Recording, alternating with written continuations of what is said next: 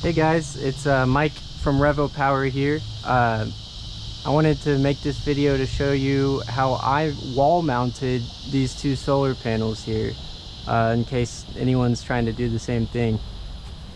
So I'll go into detail later on the studs that these are actually mounted to, but I'll go ahead and remove the panel now so you can see what's behind it.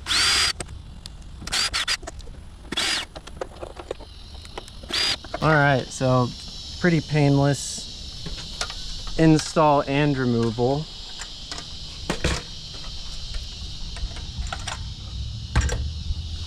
And you can see the point where it's mounted right there. Once you've marked your hole placement, setting the wood stud is pretty simple. I recommend using a 3/16 inch diameter pilot hole and then a 1/2 inch diameter 7/8 inch deep countersinking hole. At that point, you can use a 5/16 Allen wrench or hex drive to drive the wood stud in.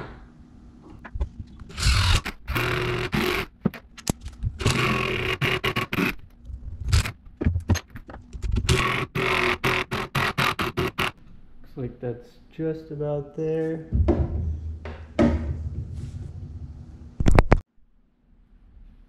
After you've got the stud set, you've got two screw options. One is to hold a panel down, and the other is to simply plug the hole in case you've taken your panel down or you're not quite ready for it.